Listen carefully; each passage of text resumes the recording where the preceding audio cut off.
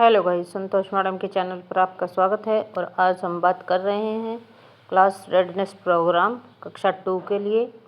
और सबसे पहले हम बात करेंगे हिंदी के दिवस 1 पर। सबसे पहले बच्चों की हिंदी की पाठ्यपुस्तक में से स्कूल चले हम कविता का दोहरान करवाएं, वीडियो दिखाएं। और इसके बाद वर्ण अक्षर कार्ड से मात्राओं की पहचान या वर्ण जैसे न और र की पहचान करवाएं। बोर्ड कार्ड के माध्यम से वर्ण पहचान और ब्लेंडिंग कार्य करवाएं। पहचान के लिए 2 अभ्यास गतिविधि करवाएं ताकि बच्चे सीख सकें। सामग्री का उपयोग करें। अभ्यास पुस्तिका पाठ्यपुस्तक रागनी भाग 1 के पेज नंबर 50 से पहचानने का कार्य करवाएं। बच्चों की नोटबुक से संबंधित लेखन कार्य करवाएं। यहाँ यह ध्यान रखना जरूरी है कि हम यहाँ कक्षा 2 में कक्षा 1 की दक्षताओं के बारे में बातचीत कर रहे हैं कि बच्चों को पूर्णतया आ जाए, और कक्षा 1 की पाठ्यपुस्तक रागनी भाग 1 पर ही कार्य करवाना है। अभ्यास पुस्तिका पाठ्यपुस्तक रागनी भाग 1 और के पेज नंबर 73 से जोड़ों में शब्द पठन कार्य करवाएं। जैसे एक बच्चा तो अच्छा पढ़ने वाला हो और दूसरा थोड़ा कम पढ़ने वाला हो तो उनका जोड़ा बनाएं। कुछ बच्चे 2-3 को कक्षा में पढ़ाकर सुनाने का कार्य करवाएं और प्रतिदिन अलग अलग बच्चों से गतिविधि करवाएं। संघर्षशील बच्चों की व्यक्तिगत रूप से मदद करें। शिक्षक बच्चों को आज यह कार्य दे। कल भीमराव अंबेडकर जयंती है। शिक्षक बच्चों से स्पष्ट रूप से निर्देश दे कि वे अपने घर के सदस्यों से भीमराव अंबेडकर के बारे में जानकर आएं। उनके जीवन से जुड़ी किसी घटना के बारे में परिवार से जानकारी इकट्ठी करके आएं और सभी बच्चे कक्षा में अगले दिन साझा करेंगे।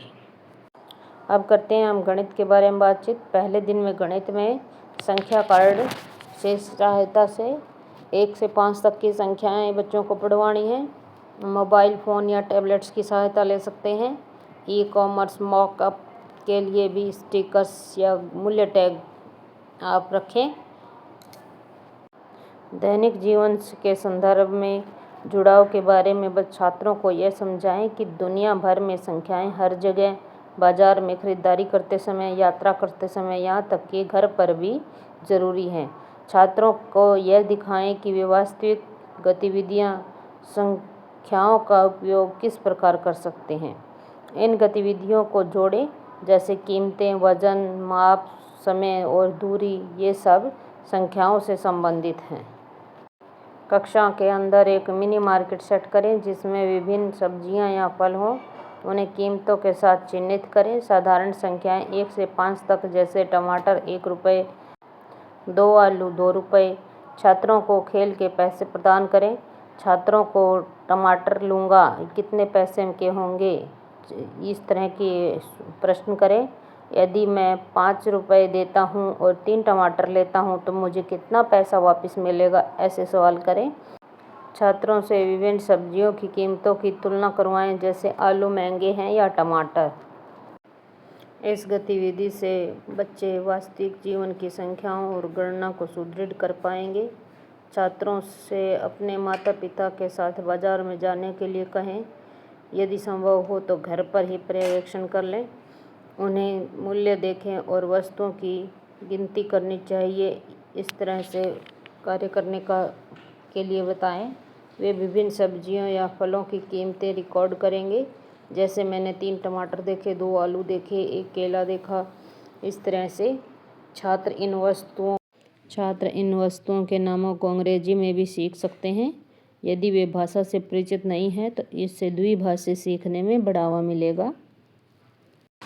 इसके बाद हम करेंगे इंग्लिश पर बातचीत, और बच्चों को आज हम करवाएंगे identification of names and understand the function of body parts.